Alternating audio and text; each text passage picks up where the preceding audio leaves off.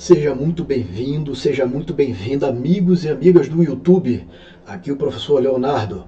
Esta é a aula de número 140 do nosso curso de filosofia, curso voltado para pré-vestibular, Enem e concursos. Estamos agora no módulo 5, Metafísica.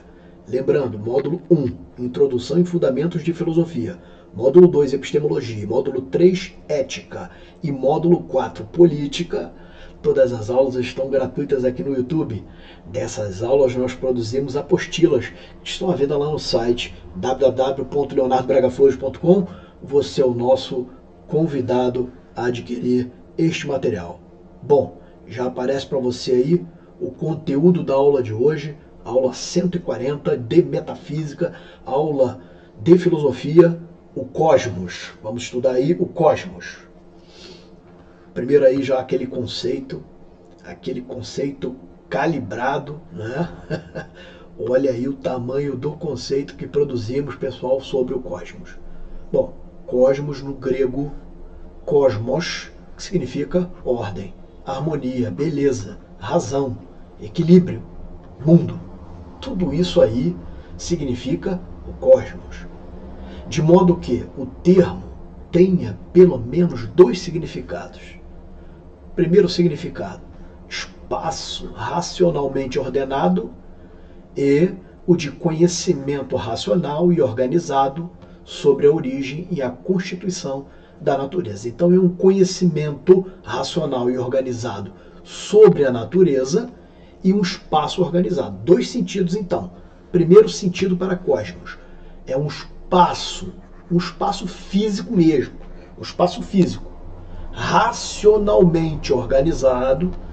E o segundo sentido para cosmos é um conhecimento racional. Então ele é um espaço, número 1, e também é um conhecimento. Isso é o cosmos. Valeu? Tudo isso organizado e dentro do quê? Dentro da natureza, ou seja, um espaço organizado dentro da natureza, um conhecimento racional sobre a natureza. Legal? Tranquilo?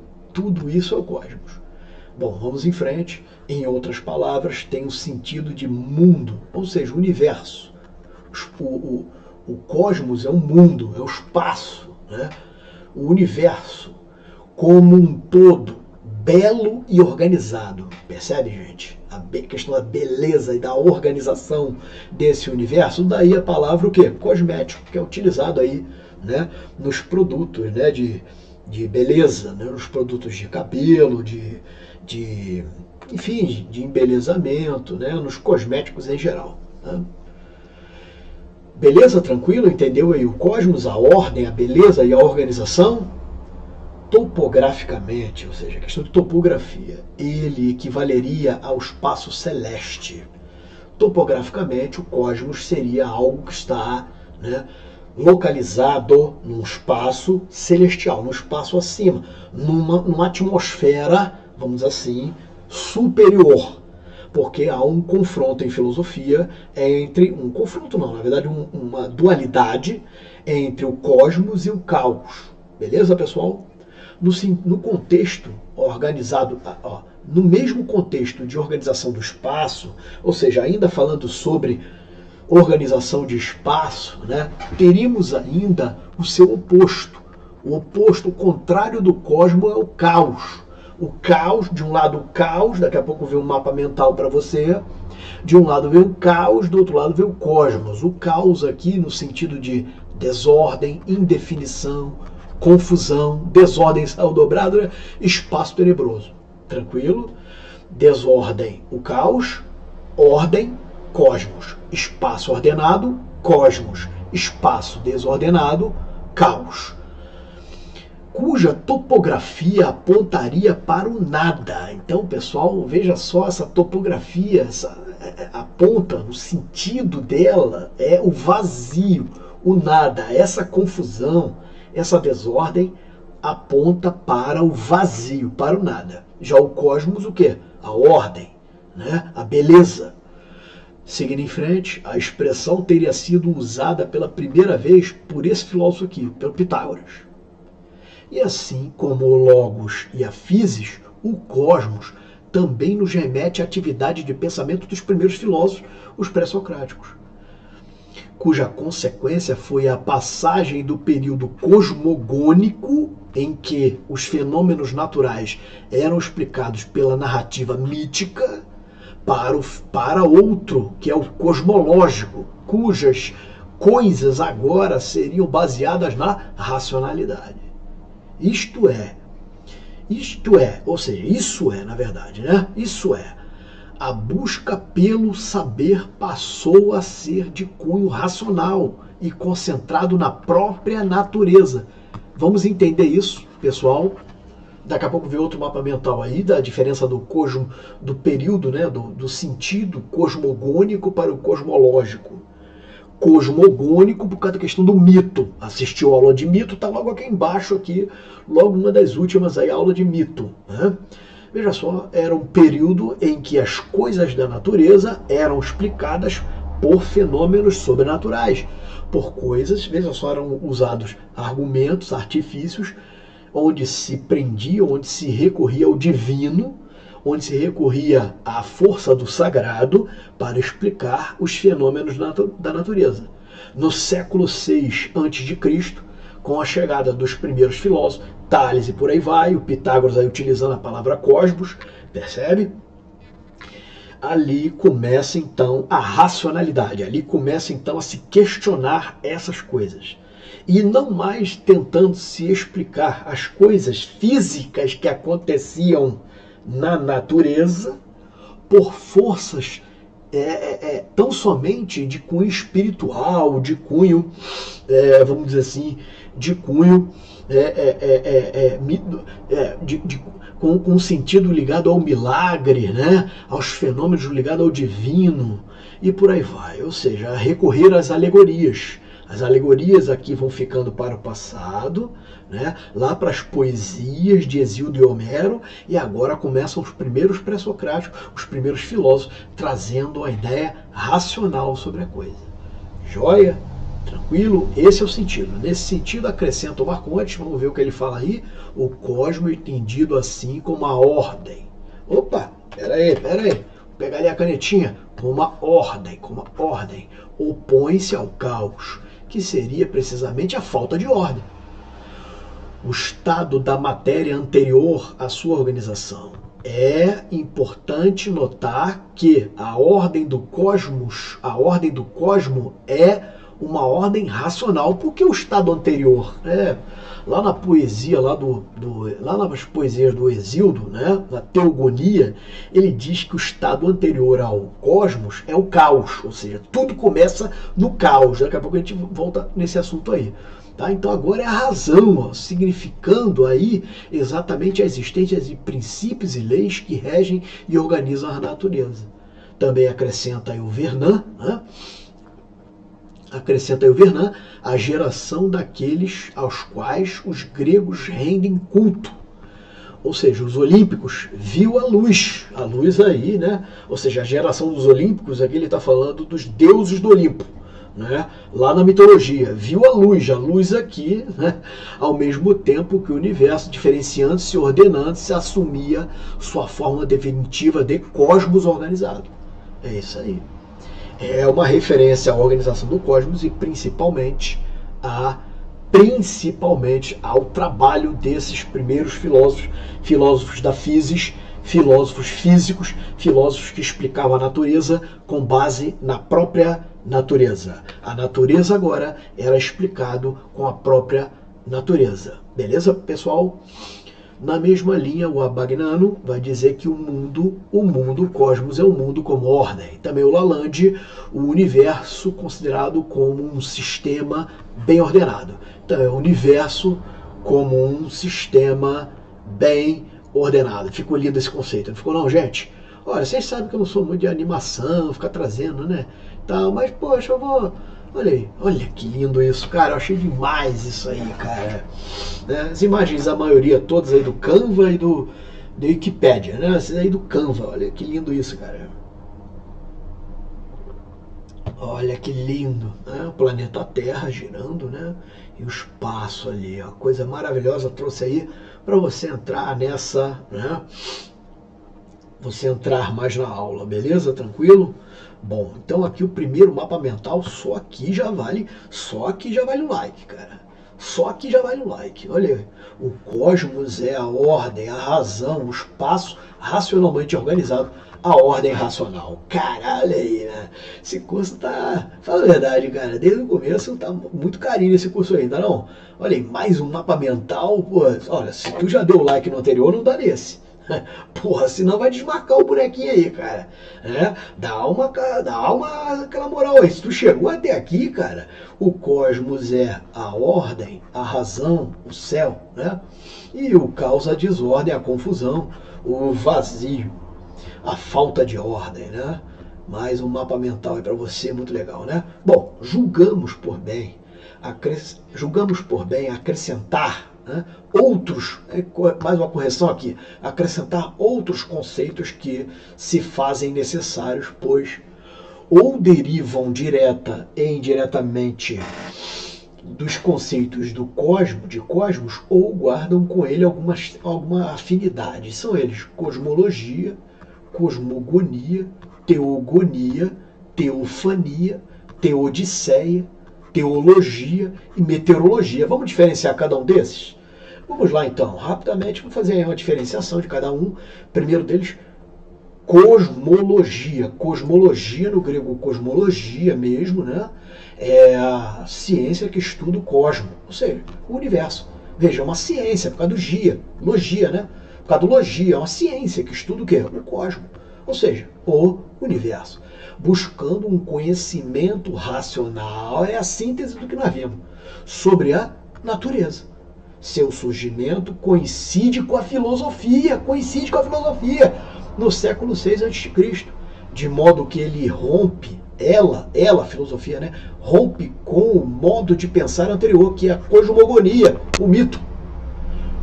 Pois desse momento em diante, tanto os fenômenos da natureza quanto a origem do mundo seriam explicados pelo discurso estruturado predominantemente. Nós vimos que não é totalmente, ainda ficou um pouquinho do mito, né? E até hoje tem, né? Quem não gosta de um mitinho pra lá e pra cá, né? Bom, enfim, é isso aí. Eu confesso pra você, cara. Eu gosto, assim, né? A gente vai pro estudo mesmo, tá? Sem aquela, né? Bom, e é isso, você entendeu, né? Discurso estruturado predominantemente na razão. E aí o exemplo é o logos, né? Que é o discurso racional. O segundo lá que nós vimos é a cosmogonia. Cosmogonia, não confunda. Cosmologia com cosmogonia. Olha lá, gonia vem de gonia, que é concepção. Pessoal, concepção aqui no sentido de gerar um filho.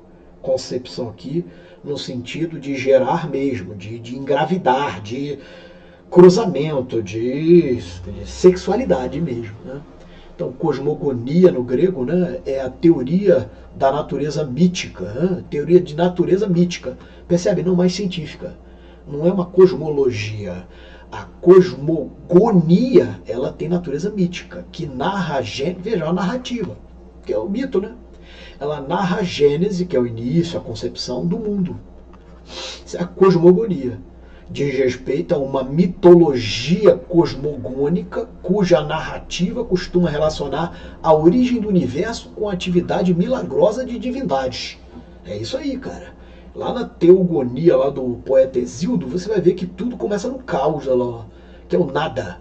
Dele origina-se a Gaia, que é a terra, o Tártaro, que é o abismo, o Urano, que é o céu, e por aí vai. E aí vão nascendo depois as categorias de deuses, né, abaixo deles. Esses aí seriam deuses superiores, deuses acima, originários de todas as coisas, vamos dizer assim. Os daimons, esses aí são os daimons. Né, os daimons, que seriam deuses, divindades originárias, né, tudo, a divindade mais originária é o caos, essa aqui, o nada, né, e dali surgindo as outras coisas. Tranquilo, gente? Vamos em frente. Próximo quadrinho vai aparecer aqui para você, que é a teogonia. Já foi, né? Pera aí.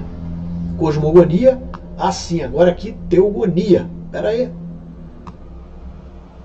É isso aí, essa cosmogonia. Cosmogonia. Agora sim, pera aí, perdão. Aqui, cosmologia, cosmogonia e agora a teogonia, outra coisa, mas é uma variantezinha lá da cosmogonia, só que agora é teo, ó, agora é deuses mesmo, ó, agora é deuses mesmo, como é que se... Agora vai começar só entre nós aqui, tá, pessoal? Teogonia, gonia, você já viu, concepção, né? Então, você não nasceu à toa. Para você nascer, né? Nossos pais tiveram que fazer alguma coisa, né? Você já sabe o que é. Essa coisa aí, tá, pessoal? Essa coisa aí, né? O tchen, né? Essa parada aí, os deuses na mitologia também faziam. E pasme, cara, pera aí que isso tem texto até na Bíblia, velho. Essa parada aí de sexo aí de deuses, entre deuses e homens, ou seja, seres humanos, tem até na Bíblia, já não vamos ver agora, é nesse estudo aí da teogonia. Essa parte é bem legal. Fica com a gente aí, vamos lá. Teogonia é a teoria que traz a narrativa sobre a gênese agora dos deuses e semideuses. Então, como os deuses e semideuses nascem, né? Como eles se reproduzem, refere-se a uma mitogonia teogônica, né?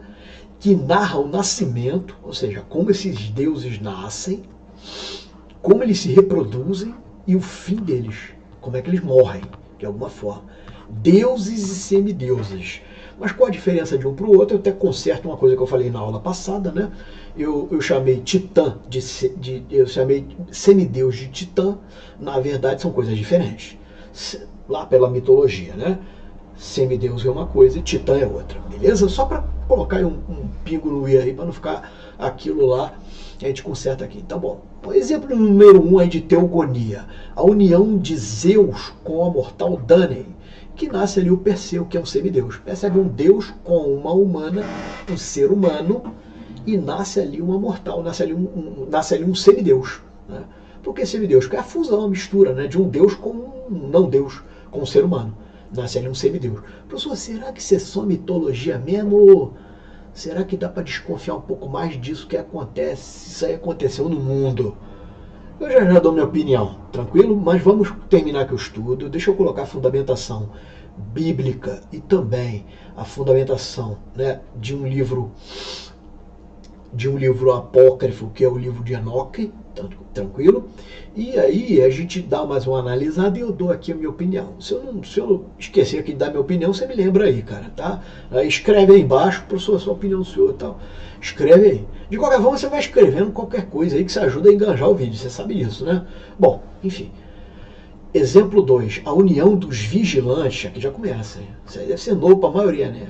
Que são os vigilantes, filhos dos deuses, liderados por Azazel, com as mulheres, que seriam filhas dos homens, dando origem aos Nefilins, gigantes na terra. E pessoal, esse evento, tá legal? Da união de vigilantes, tá? Que seriam anjos caídos. Pessoal, deixa eu aqui explicar um negócio para você aqui. Segundo os estudiosos, os teólogos, tá legal? Que teologia é uma ciência, beleza?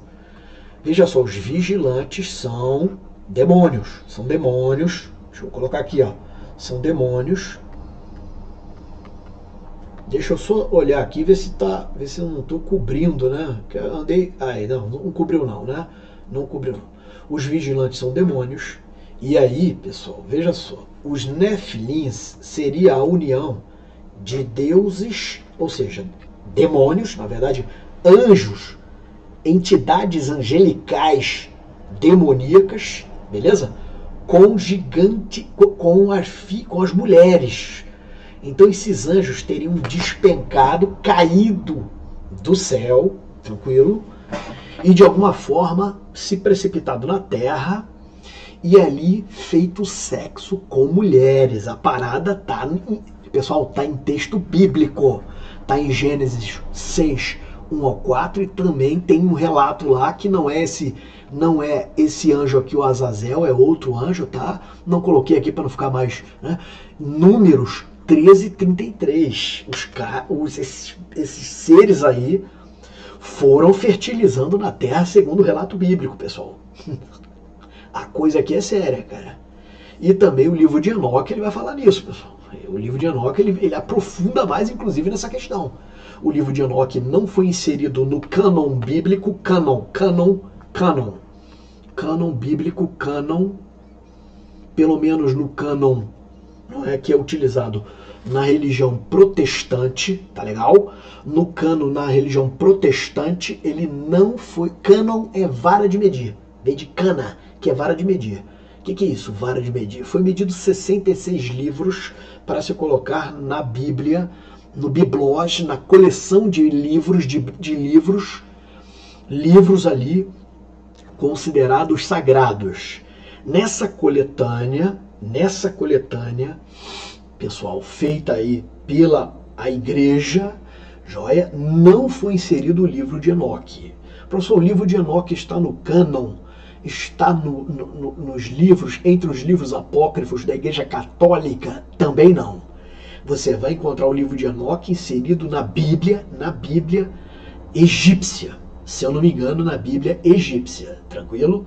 Então, ali tem mais livros na Bíblia egípcia, ela é mais grossa, ela tem mais livros. Então pega praticamente todos os livros aí da Igreja Protestante, pega os livros da Igreja Católica e também acrescenta aí o livro de Enoque. De alguma forma, né, a Igreja, principalmente com a reforma, com a Igreja Reformada, ou antes até, não me recordo agora o evento certinho lá na teologia, mas num concílio eles retiraram aí, não inseriram, na verdade não retiraram, não inseriram esse livro aí de Enoque. Então ele é considerado um livro como outros, né, lá da Igreja Católica, dentro da Igreja Protestante, um livro apócrifo. Apócrifo é escondido, obscuro, ou seja, não revelado, não trazido aí não dado por Deus. Pessoal, então, mas veja só, nós temos livros que estão no cânon que relatam, e outro que aprofunda, que é o livro de Enoque, que não relata. Só para você entender aí, né, dentro dessa teogonia, porque aqui o curso é de metafísica, eu estou estudando no Cosmos, e aí bateu isso aí, você nunca mais vai ter dúvida disso. Beleza?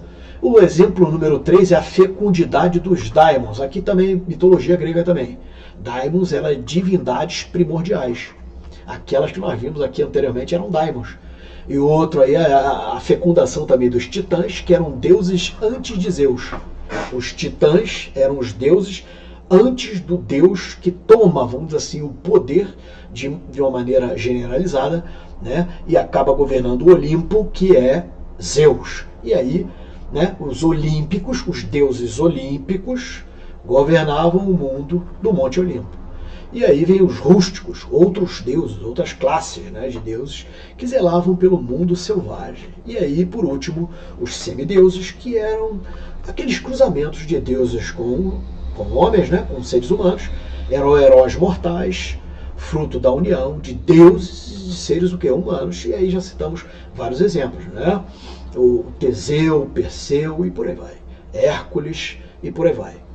Beleza, gente? Tá gostando do curso? Porra, cara, sacanagem não, hein?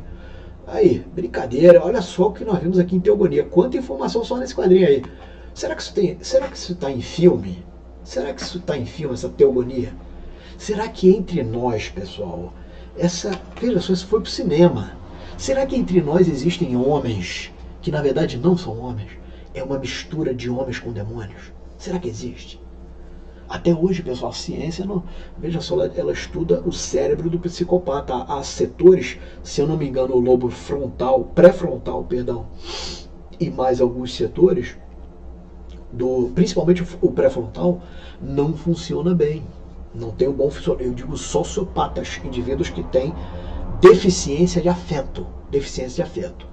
A pergunta é, veja só, com as descobertas dos gigantes aí pelo planeta fora, se você olhar, eu não concordo muito com essa tese aí dos gigantes, não, porque eu andei olhando o comprimento deles, não chega a ter um de 4 metros. O maior que foi encontrado aí foi de 4 metros alçada, cara. Tá, sabe? Então, bom, enfim, o próprio Golias, mesmo os estudos não apontam para uma medida inferior a isso aí, tá? Então, outros gigantes, né? Gigante é gigante mesmo, né? E essa gigante de 4 metros ficou meio, né? Gigantes eram gigantes, para mim eram gigantes mesmo, né? Enfim, mas a ossada está aí, o osso dura um pouco mais, né? Agora, uma ossada daquela época ficaria mais difícil. Mas a pergunta é, se encontram ossos de dinossauros, por que não encontram, que é um período anterior a esse, né? Por que não encontram? Porque não encontram a alçada, então, dos Néfilins, né? E esses gigantes aí de 4 metros, 3 metros, de 2 metros e 60, 2 metros e 70, seriam os Néfilins? Não, eu não sou muito adepto dessa teoria aí, não. Tá legal, pessoal? Mas há uma hipótese, é uma discussão, né? Mas tramita, ao meu ver, mais no campo aí da fantasia mesmo, cara. Porque só a altura, né? Caramba, ficou aí meio perdido essa questão aí, né?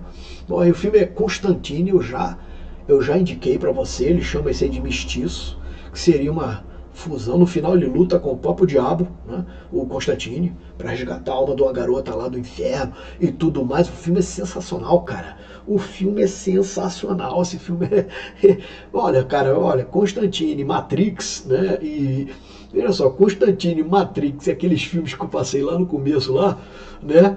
São muito, vão ser essenciais para você estar aqui mergulhado no nosso curso, né? Vamos em frente.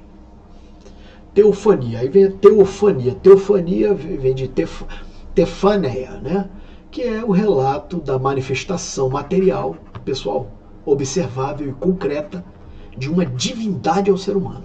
Caramba, cara. Eu tô aqui falando, de repente alguém do outro lado já teve contato com a divindade, né? Isso é teofaneia. Teofaneia, né? Isso aí é, porra, pessoal, totalmente possível, né? Totalmente possível. Nós somos seres humanos, estamos na Terra, nós, veja só, somos espíritos, nós temos um espírito dentro de nós, e nós estamos a todo momento lidando tanto com outros espíritos, quanto também com o quê? Quanto também, aqui é uma suposição, né? Com um ser híbrido, né? Um ser híbrido, que já é uma suposição. Para mim eu fico, né? Tem que observar mais e tal, mas não é algo impossível do ponto de vista espiritual que tenha um híbrido, que tenha híbridos por aí. A gente vê muita maldade no mundo, né, pessoal? A gente vê muita maldade no mundo. E aqueles Néfilins foram um cruzamento de demônios com mulheres. Então o negócio ficou complicado, né? O negócio ficou complicado. Bom, no grego, então, tefaneia é a manifestação material de uma divindade. Então, a divindade, de alguma forma, se materializa. A divindade aparece. A divindade ali assume uma forma e aparece. Pode ser uma forma dela mesma, pode ser a forma de um homem, pode ser a forma de uma coisa, pode ser a forma de um animal, pode ser a forma de quê? Vários relatos, você estudar teologia. O Léo já fez curso de teologia, já fez curso de direito, estuda agora filosofia, tranquilo? Junto aqui com você. É o seguinte, cara, pelos relatos e pelos estudos, por tudo que eu já li até hoje sobre teologia, nós estamos na teofania, que é a manifestação da divindade. É perfeitamente possível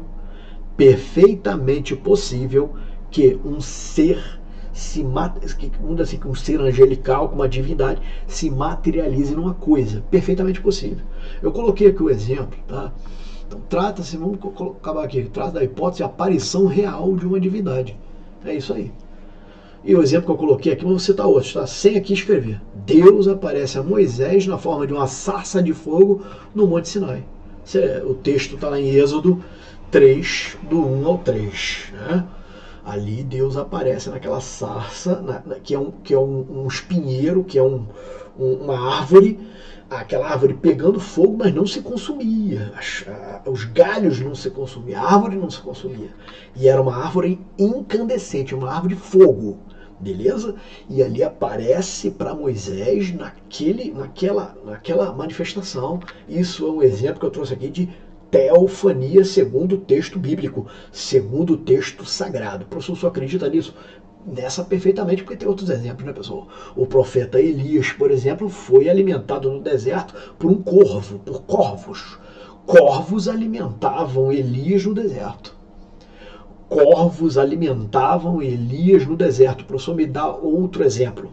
Cristo na terra, diz os evangelhos, depois que termina o jejum, os anjos vieram servi-lo. Anjos, ou seja, não divindade, mas seres, né, ligados à espiritualidade, ao divino, serviram, ou seja, alimentaram Cristo depois do jejum de 40 dias e 40 noites. Isso é um exemplo também de aparição, isso é um exemplo também de teofania, beleza? Isso pode acontecer em sinais, pessoal. Eu não estou aqui caminhando no místico, não. Tranquilo, gente? Eu não quero colocar misticismo na tua cabeça. Mas nós estamos com um ponto bem sensível aqui de teologia e filosofia, que se pegar um filósofo ateu, um cara, porra, totalmente rubro, a cabeça dele chapadona, ele não quer saber disso. Ele não quer. Ele vai se prender em filósofos bem materialistas e ficar por ele mesmo, cara. Não, a ideia aqui é discutir isso, né? Porque são fenômenos observáveis. Né? E no próprio texto bíblico, há outros exemplos perfeitamente. Quer ver só mais um exemplo dos evangelhos, quando Pedro estava angustiado porque não tinha dinheiro para pagar um tributo, não tinha dinheiro para pagar o imposto. Jesus diz para ele assim, ó, vá até o mar, jogue a linha, o primeiro peixe que você pegar, olha, dentro da boca do peixe você vai pegar dinheiro para pagar tanto o meu tributo quanto o teu. Era para pagar e dar a César o que é de César e a Deus o que é de Deus, é aquela coisa. Pedro foi lá, você já viu nos desenhos animados, nos filmes, tudo isso aí, né? Foi lá, lançou ali e está no Evangelho. Tirou o peixe, quando olhou dentro da boca, estava lá, né, a moeda, o dinheiro suficiente para pagar a dívida do tributo. Isso também é um exemplo de teofania, a materialização de uma divindade, né, aparecendo. Se você olhar os relatos egípcios, dos deuses até gregos, né, de épocas antigas, os egípcios antes de 5.000 ali, 4.000 antes de Cristo, os gregos aí antes, 3.000 aí antes de Cristo, 2.000 antes de Cristo, por ali, né? Depois ali antes do século VI também, se você perceber, né? Também há, né, perfeitamente, assista lá o filme, aquele filme lá dos deuses egípcios, lá, me falhou a memória agora, pode escrever aí embaixo o nome do filme, né? Que você vai ver a materialização também desses deuses. Nem te ofereci o café ainda, né? Bom, então, olha só, espero que o papo esteja bom.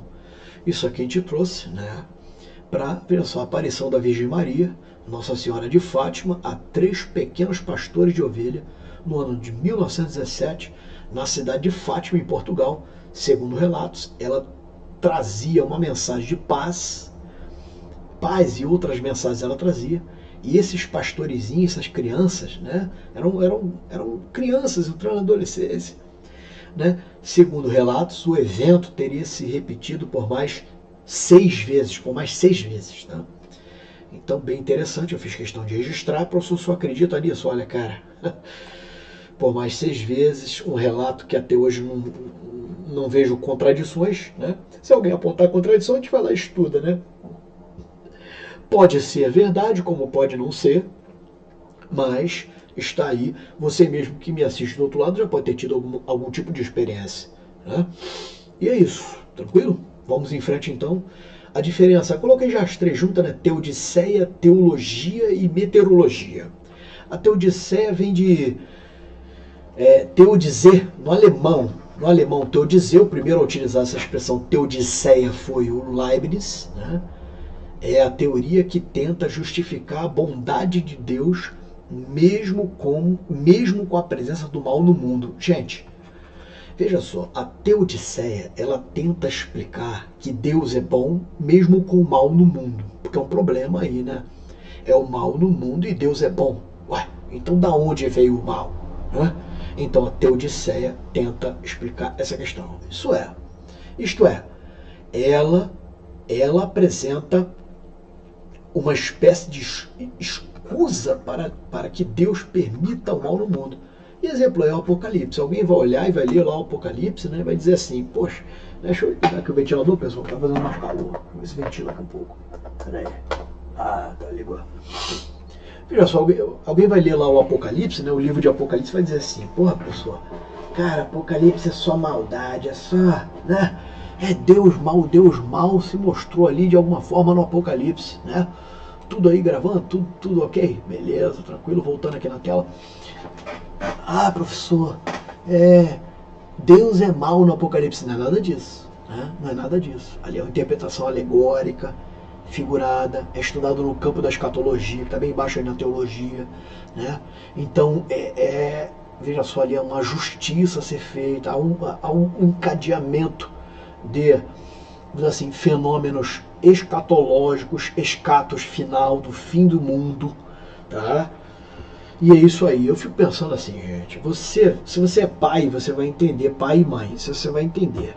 Se seu filho, teu filho, te aborrece, é aquele moleque, cara, né, desobediente, fica te testando, né, é um cara, porra, ali, você não vai se aborrecer com ele de alguma forma, você não vai de alguma forma puni-lo por isso? Então essa é a questão. Professor, então Deus criou o mundo para ficar, vai fazer aquelas perguntas idiotas, pra gente não ficar naquilo, vamos em frente aqui, cara, porque senão vai foder a aula mesmo, porque senão vai ferrar a aula, né? Bom, então a teologia, qual a diferença da teodiceia para a teologia? A teodiceia estuda a bondade de Deus mesmo havendo mal. Isso é teodiceia. A teologia, no latim, teologia, é a ciência que estuda as coisas ligadas ao divino. Ou seja, a busca pelo conhecimento de quê? De divindades, o estudo sobre Deus. Pronto. E aí tem vários, quem fez o curso de teologia, né? Assim, eu tenho saudade de algumas matérias lá, tenho mesmo. Tá? Essa aqui eu me amarro, eu gosto, a escatologia até hoje. A gente lê as coisas sobre ela, né? História, né? História além da igreja, história da, enfim, história no geral. Teologia sistemática é muito legal, né? Ela sistematiza, ela esquematiza e sistematiza e transforma em teorias, né, os conceitos que estão ali nos livros sagrados no geral. E aí depende da vertente, né, da teologia. Normalmente separa assim. O ideal é que o curso de teologia fosse um curso interdenominacional, interreligioso, ou seja, envolvendo várias religiões. E aí hoje em dia, aqui, pelo menos aqui no Brasil, o curso, né, envolveu, né, não sei, pode ser que lá na frente eu faça esse curso, né, é Ciências da Religião. Ciências da Religião. Para você dar aula no segundo grau, no ensino médio, não é mais teologia, não é teologia que tem que fazer, não. Você tem que fazer o curso de Ciências da Religião. Isso vai te habilitar, ou seja, vai te dar uma licenciatura, né, para ensinar teologia, que não é teologia cristã só, né? É uma ciência da religião no geral. O que é Deus, o conceito de Deus, como Deus se manifesta. Então, né, se você jogar filosofia dentro disso, você vai ver que é totalmente compatível, né? A metafísica é totalmente compatível com as ciências da religião, muito mais do que a teologia mesmo. Bom, mas vamos em frente, meteorologia. Meteorologia é tranquilo, né? Toda hora você está vendo aí a moça lá apresentando o clima, né? Vem do grego meteoros, né? Meteoros é a ciência também, né, que estuda as questões que envolvem os fenômenos da natureza.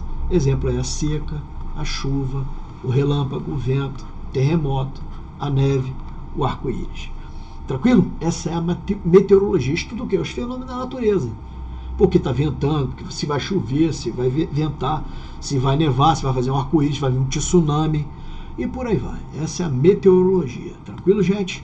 Então aqui mais um quadrinho aí, a aula hoje, olha aí, ó, 3 quadros, 3 mapas mentais, ficou muito rica, né? A diferença da cosmologia para a cosmogonia. A cosmologia, o logos, a razão, né, representa isso. E a cosmogonia, né, a ideia dela é mitológica, é o mito. Ou seja, impera lá a superstição. Tranquilo? Beleza? Ah, garoto. Então, com base em tudo que você ouviu até agora, né, que aqui o nosso curso é preparatório para as provas e concursos, faça essa questão aí que caiu nesse concurso.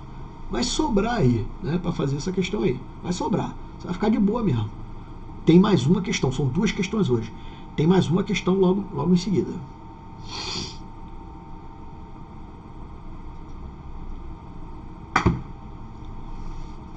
O surgimento da filosofia entre os gregos está associado à passagem do pensamento. Veja, Passagem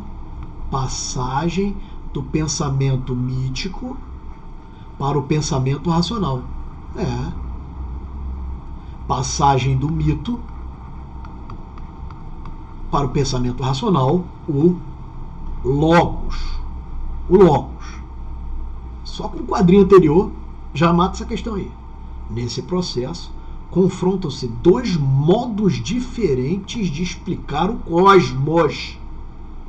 O cosmos é explicado, o universo é explicado de maneiras diferentes. Quais são esses modos? Tenho certeza que tu acertou. O primeiro deles, no mito, cosmogonia, e o segundo deles, com o logos, cosmologia. Resposta certa, letra C de casa. O restante nada tem a ver, não vale nem a pena ler. Tranquilo? Olha os outros, eu vou ler, vai, pronto. Astrologia, negativo. Lógica, negativo. Teologia, negativo. Racionalismo, até dá para aceitar, mas não é isso. Sofística, nada a ver, vem de sofistas. Dialética, nada a ver. Astrologia, nada a ver. E astronomia, nada a ver. Resposta certa, então, C de casa. Beleza? Mais uma questão aqui pra gente. A primeira questão foi da banca, só rapidinho, Fundação Carlos Chagas. A próxima questão da banca FEPESE. Acredita-se que a filosofia grega nasceu com um conteúdo bastante específico. A cosmologia. Assinale a alternativa correta a respeito do significado de cosmologia. Não é cosmogonia, cosmologia. Ele quer o significado logos, né? O logos se debruçando sobre o cosmos. E aí, cara? Marca que letra? Tenho certeza que tu acertou. O conhecimento racional da ordem da natureza. Resposta certa, letra D de dado. Vamos ver. Busca pela explicação da realidade com base no mito? De jeito nenhum. A cosmologia, essa aí é a cosmogonia, né? Estudo dos contos e narrativas? Não, aqui também é cosmogonia. Interpretação racional dos textos religiosos? Não, isso aqui seria teologia, né? Estudo da natureza humana? Não, isso aqui é antropologia. Antropologia se adequaria mais a essa ideia aí. Tranquilo? Joia? Está esperando você as nossas apostilas. Módulo 1, Introdução e Fundamentos, essa amarela. Módulo 2, essa azul. Epistemologia. Módulo 3, Ética, a vermelha. E módulo 4, Política, a verde. Estão à venda lá no site www.leonardobragaflores.com. Você é o nosso convidado. Quer treinar com questões? Tem aí 1000 questões de filosofia para você. 1000 questões de filosofia para você te aguardando. Professor, de 200 eu pego onde? Você pega no grupo de estudos, que o link está lá na bio do Instagram e também está no site, né? Você entra lá no grupo, pega as apostilas e aí começa a estudar, beleza? Quer fazer concurso e está precisando de um material aí para fazer uma revisão ou material pequeno, né, de videoaulas ali para você se sintonizar, tem aí mini curso, todo mini curso, tá? Português, matemática, estatuto da criança e do adolescente, aqui, pedagógico, conhecimentos pedagógicos, educação na Constituição, e aqui um caveirão com uma mistura, né, de assuntos para a polícia, que é constitucional, objetivo penal, processo penal, matemática, né, e português, beleza? Aqui, se você for fazer um concurso, uma prova, por exemplo, eu indico aí para a Academia Barro Branco, né, o cara quer entrar na matéria ali, não estudou filosofia, né? Isso aqui é para o cara que quer treinar, quer melhorar mais a sua performance em filosofia, ou de alguma forma ele quer estudar, né? Começar a estudar ali a filosofia, ou então não sabe nada e vai fazer uma prova daqui a uma semana. Esses simulados são 9 horas de aula só, com 3 PDFs, cada um deles trabalhando ali as questões, enfim, e mais um PDF para você treinar, beleza? O que eu vou pedir na humildade agora é que você curta esse vídeo, cara. Que você escreva aí algo embaixo, né, participando da aula, e compartilhe para aquele coleguinha, compartilhe para os grupos que estão estudando para os vestibulares e para as provas. O nosso Pix, caso você queira contribuir, está aí, Prof. Leonardo Braga Flores, profleonardobragaflores@gmail.com, beleza? Então é isso, se inscreve também no canal e a gente vai com essa imagem aqui, a imagem do nosso material, né, das nossas apostilas, se despedindo, né? Em primeiro lugar, gratidão a Deus, né, veja só, por ter permitido a gente chegar até aqui, aula 140, pessoal. Esse curso ia durar 20 aulas só, 140, né? Então no início ali tivemos um engajamento, e aí estamos aqui até agora, né? Eu nem olho o que foi para trás ali, às vezes eu vou lá, converso com alguém nos comentários, né, e tal, mas eu gostaria que você participasse aí, enganjasse aí mais aí do nosso curso. Valeu? E é isso aí, estamos olhando só para o nosso trabalho, né? Olhando para o nosso trabalho, sem se importar com aquelas críticas negativas, aquele pessoal que fica em volta, né? Ali, às vezes, tentando ali comentários de outros profissionais que estão aí, que não se perderam pelo caminho, né? De alguma forma. Agradeço demais a tua presença aqui. Primeiro a Deus e depois a tua presença aqui. E te convido, te espero no próximo encontro, se Deus assim nos permitir. No próximo encontro estaremos aqui para estudar mais de metafísica, para estudarmos mais filosofia, andando esse curso. Valeu? Tchau, tchau. Agradeço. Tchau. Fique com Deus. Até a próxima. Tchau.